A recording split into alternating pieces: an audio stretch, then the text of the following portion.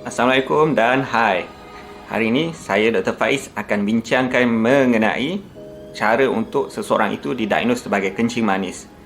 Dan juga saya akan bincangkan saringan yang kita boleh lakukan untuk menentukan sama ada kita ini berisiko tinggi atau tidak untuk mempunyai kencing manis. Teruskan menonton. Bagi ujian saringan, ia boleh dilakukan bila-bila masa. Anda tidak perlu berpuasa. Anda boleh lakukan ujian yang kita kenali sebagai dextrostick atau dextrometer. Ia hanya memerlukan setitis darah daripada jari anda. Sekiranya bacaan dextrometer tersebut lebih daripada 5.6 ketika anda sedang berpuasa, anda harus melakukan ujian yang lanjut untuk mengesahkan sama ada anda mempunyai kencing manis.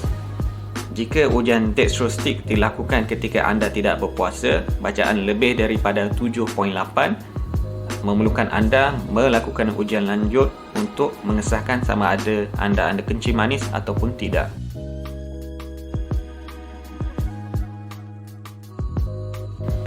Anda sebenarnya tidak perlu menghafalkan nombor-nombor ini.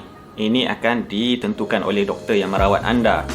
Ya, betul. Anda tidak perlu menghafal nilai-nilai dextrometer ini jika ia dilakukan di klinik. Tetapi, jika ujian ini dilakukan secara kendiri di rumah, ia penting supaya anda sedar bilakah anda patut ke klinik untuk melakukan ujian pengesahan.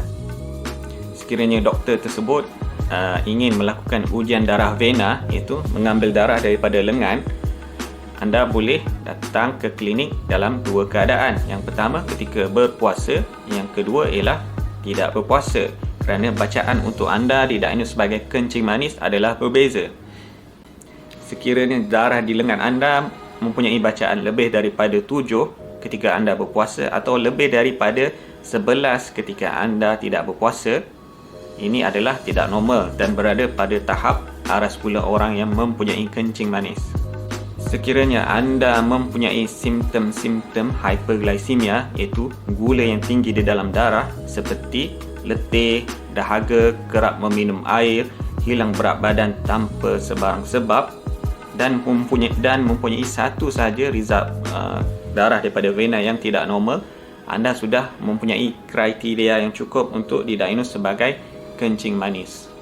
Tetapi jika anda tidak mempunyai sebarang simptom, sekurang-kurangnya 2 ujian diperlukan untuk mengesahkan status anda sama ada anda ada kencing manis ataupun tidak. Makluman penting kepada anda semua, hanya ujian darah vena yang boleh digunakan untuk mengesahkan diagnosis kencing manis. Manakala ujian dextrometer hanya boleh digunakan untuk saringan dan bukannya untuk diagnosis. Sekarang kita sudah berada di pertengahan video ini. Jika anda belajar perkara baru, jangan lupa untuk klik butang like. Jika anda ingin terus mendapat maklumat berkaitan kesihatan, klik butang subscribe. Terima kasih. Paras gula dalam darah boleh dipecahkan kepada 3, iaitu yang pertama, paras gula yang normal. Maksudnya anda tiada kencing manis. Paras kedua pula ialah paras gula pesakit kencing manis. Manakala di antara paras gula yang normal dan paras kencing manis ada zon pertengahan yang dikenali sebagai pradiabetes.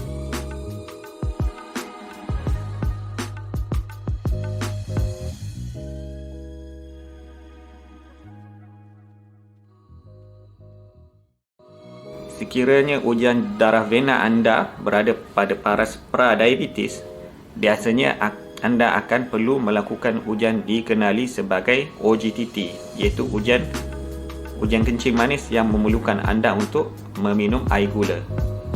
OGTT bermaksud Oral Glucose Tolerance Test. Dalam ujian ini anda perlu mengambil darah sebanyak 2 kali. Yang pertama, anda perlu berpuasa sekurang-kurangnya 8 jam. Biasanya kita akan nasihatkan pesakit untuk berpuasa daripada jam 10 malam sehingga mengambil darah pada keesokan harinya.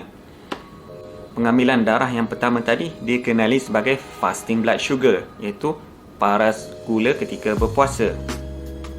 Apabila anda diambil darah, anda akan diminta untuk meminum segelas air yang mengandungi 75 gram gula.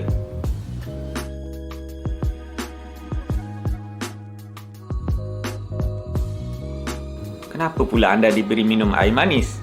Kan kita nak elak kencing manis. Sebenarnya, ujian tadi untuk menguji kemampuan badan anda, bagaimanakah ketahanan badan anda untuk mengawal paras normal gula apabila diberi kandungan gula yang tinggi. Selain daripada ujian gula tadi, kita ada lagi satu ujian, iaitu HbA1c. HbA1c ni ialah ujian yang boleh membaca purata bacaan gula dalam darah anda selama 3 bulan. Sekiranya bacaan HbA1c anda, iaitu purata gula dalam darah anda lebih daripada 6.3%, anda juga didaknu sebagai seorang pesakit kencing manis. Sekiranya anda masih keliru bagaimana penyakit kencing manis boleh terjadi, serta apakah punca dan tanda-tanda penyakit kencing manis, sila klik video yang saya pernah post sebelum ini untuk memahaminya dalam analogi yang lebih mudah.